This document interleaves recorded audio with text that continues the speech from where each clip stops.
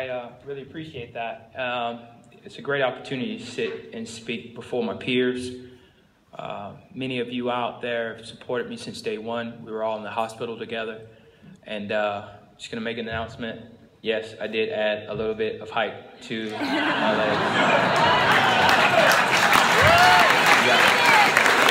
Yeah.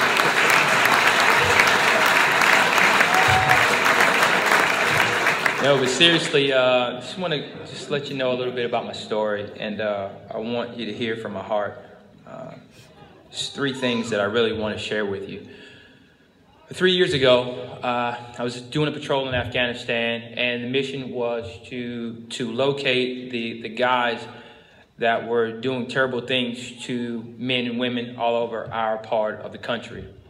Several of the men here tonight were injured in the very blast that these guys, these bad guys, were planting bombs in. Our mission was to go out and make a case to drop a building. You can't just go and drop a building in Afghanistan without probable cause.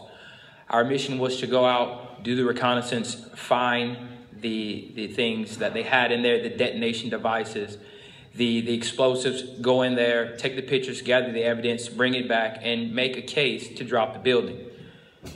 We went out there, we came under fire. Long story short, we're in the place that we're supposed to do the reconnaissance in.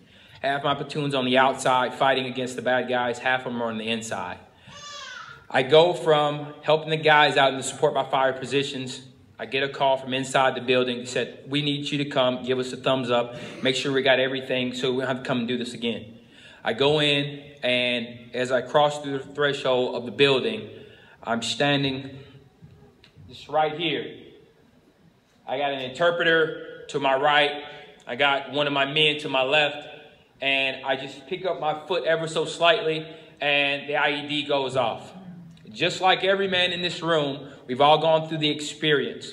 1 second, you're whole. The next second, you're half. You look down, and parts of your body are everywhere. I have a decision to make. Is this going to be what my life is defined by? Moments later, men are coming and putting tourniquets all over my body, and I whisked away to a hospital. 8 days later, I wake up in Bethesda, Maryland. My wife and my mom explaining to me in very gory details why I am on the other side of the planet in a hospital. Days later, men from this very room, Travis Mills, the Smiths, they come to my hospital room. They're still brothers to this day, letting me know that the fight isn't over. It's just begun. It's pretty tough to go through this. I don't go through this alone. I go through this with a hero that you never know who's by your side until trouble hits. My hero to my left is Kaida, my wife, who is there for me from day one.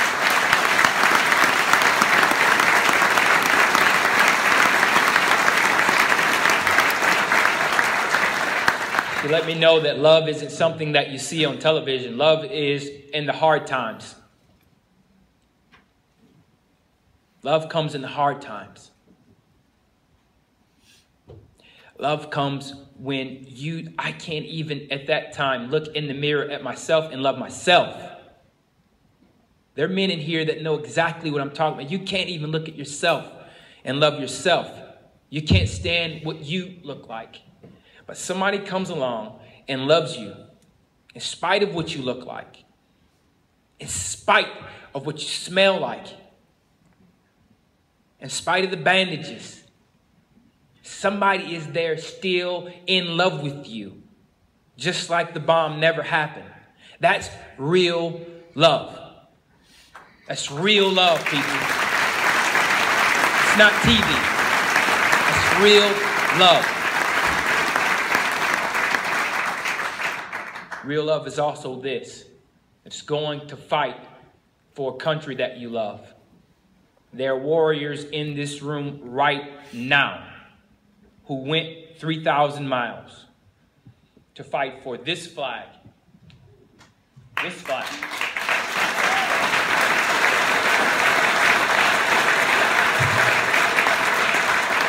You must understand that this flag only flies because men had the courage to go fight for it.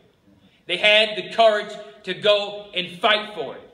This freedom that we experience in this room tonight, it doesn't come for free. Men had to fight for it. And men will continue to fight for it. Bruce said it last night. You thank a vet because you have cookouts. You thank a vet because we get to experience the NLCS, the ALCS, the Super Bowl. The reason why we experience it is only because men and women go and fight in harm's way and come back home. Sometimes with legs, sometimes with arms, sometimes without it. The very fact that we are here today and there are men that are not coming to take our children, there are men that are coming not to take our wives, is only because men dress up in these green suits and go fight for that flag. That's the bottom line. Those are the hard facts.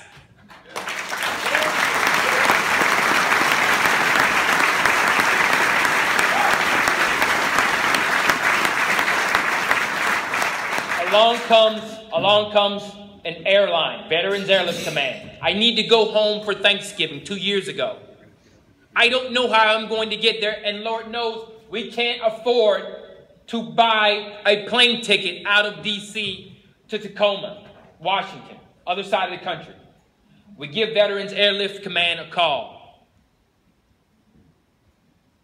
And out of nowhere, 2 pilots sent us an email and says, you don't have to worry about buying 4 plane tickets to cross the country for Thanksgiving.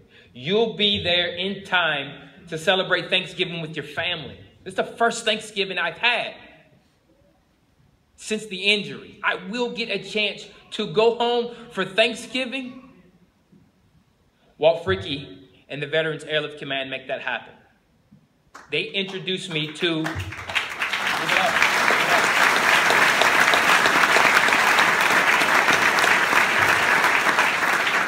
They introduced me to a very important family that's here tonight.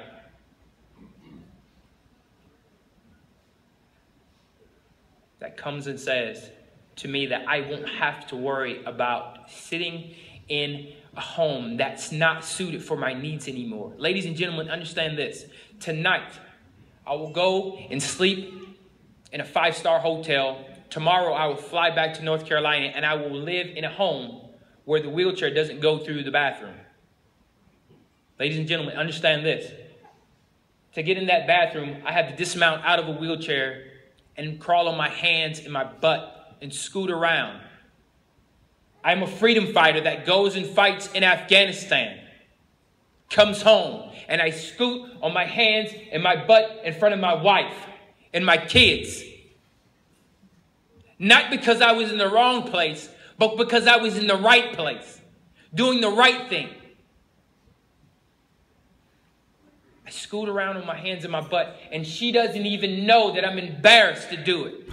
I tell Bruce and Rosemary today that you are providing me with the opportunity to not crawl on my hands and my butt in front of my wife and kids.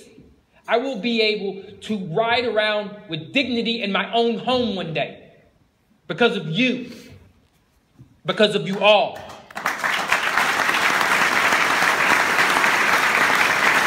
I can be a father with dignity. That might not mean a lot to you, but that means everything to me. I'll be able to go in the backyard and play with my kids again. With dignity. Without creating a plywood ramp to go outside. I'll be able to go outside and push him on the swings in dignity and respect because of what you guys are doing tonight. It's imperative that you understand what these men and these women go through.